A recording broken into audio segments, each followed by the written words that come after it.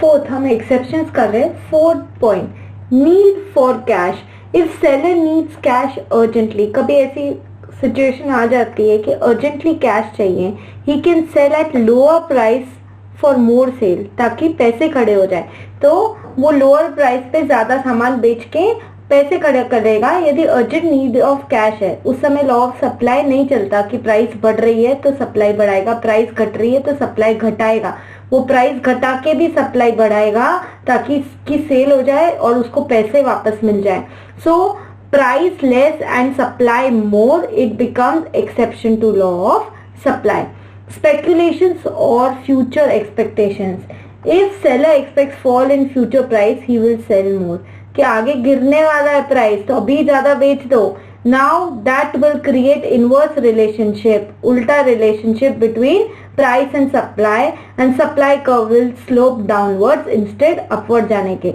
So its exception, if seller expects rise in future price, he will stock more. यदि future में, भविष्य में उसको लगता है कि क्या होने वाला है, प्राइस, फ्यूचर प्राइस बढ़ने वाली है, तो क्या करेगा, फ्यूचर प्राइस बढ़ने वाली है तो अभी कम सेल करके फ्यूचर के लिए सामान बचा के रखेगा.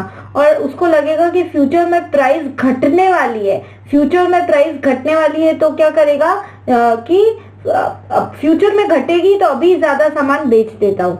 And so it is said that he will stock more and sell less in current market. Rare articles मतलब कि जो फॉर एग्जाम्पल एंटीक या ओल्ड कॉइन्स या ओल्ड पेंटिंग्स, रेयर पेंटिंग्स जो होती है ये रेयर आर्टिकल्स होते हैं.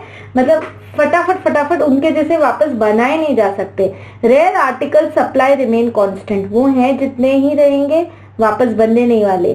सो it's supply can not increase even on price rise. उसकी प्राइस बढ़ा दी जाए तो भी सप्लाई कहाँ से बढ़ाओगे, सप्लाई तो इनइलास्टिक है उनकी, supply is inelastic. Example antiques, rare paintings, old coins. चाहे प्राइस बढ़े चाहे प्राइस घटे, सप्लाई तो एक जैसी ही है क्योंकि रेयर आर्टिकल्स है. So the supply curve is vertical straight line parallel to Y axis. कैसे, देखो रेयर आर्टिकल्स की प्राइस P थी तो क्वांटिटी सप्लाइड Q थी. ठीक है, P प्राइस पे Q क्वांटिटी सप्लाई. प्राइस बढ़ गई तो भी क्वांटिटी सप्लाइड तो चेंज नहीं हो सकती. रेयर आर्टिकल्स है, old coins, old paintings, antiques, तो प्राइस बढ़ने पर भी क्वांटिटी सप्लाइड Q ही रही.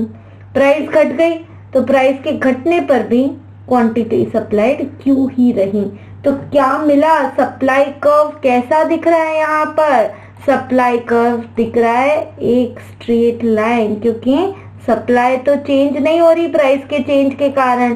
तो ये बोल सकते हैं कि supply is inelastic, doesn't respond to change in price. तो सप्लाई कर्व कैसा हो गया यहाँ पर, SS supply curve, that is straight line parallel to y axis. जबकि जनरली सप्लाई कर्व कैसा होता है, अपवर्ड स्लोपिंग, है ना, फ्रॉम लेफ्ट टू राइट. उसकी बजाय रेयर आर्टिकल्स का कैसे हो गया, रेयर आर्टिकल्स का सप्लाई कर्व हो गया आपका straight line parallel to y axis. इसलिए ये हो गया exception to your law of supply.